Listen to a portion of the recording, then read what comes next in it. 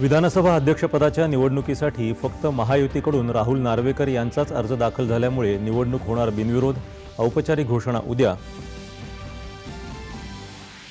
महाविकास आघाडीच्या आमदारांचा शपथविधीवरचा बहिष्कार मागे, मवी या आमदारांनी आज घेतली शपथ. शपथ घ्यायला नकार देणं हा संविधानाचा अपमान, भाजपा प्रदेशाध्यक्षांचा घणाघात.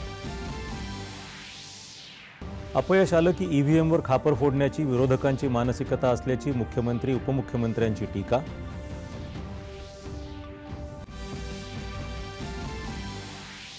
ईव्हीएमवर विश्वास नसेल तर याच यंत्रणेच्या माध्यमातून विजयी झालेल्या महाविकास आघाडीच्या आमदार आणि खासदारांनी त्वरित राजीनामा द्यावा, केंद्रीय मंत्री पियुष गोयल यांचं प्रतिपादन. मार्कडवाडीमध्ये ईव्हीएम विरोधी आंदोलनात सहभागी होत शरद पवार यांनी बदलली ईव्हीएम संदर्भातली भूमिका, तर अपयश लपवण्याचा शरद पवार यांचा खटाटोप, भाजपाचा टोला. बीएसएफनं गेल्या 60 वर्षात देशाची सुरक्षा खंबीरपणे हाताळली, बीएसएफच्या 60व्या स्थापना दिनी केंद्रीय गृहमंत्री अमित शहा यांचे गौरवोद्गार.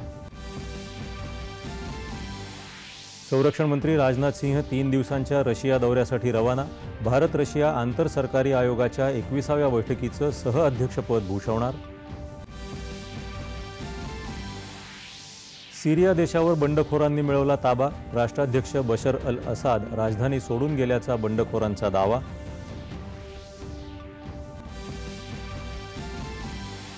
आणि ॲडलेड इथं झालेल्या दुसऱ्या क्रिकेट कसोटी सामन्यात ऑस्ट्रेलियाकडून भारताचा 10 गडी राखून पराभव, मालिकेत 1-1 अशी बरोबरी.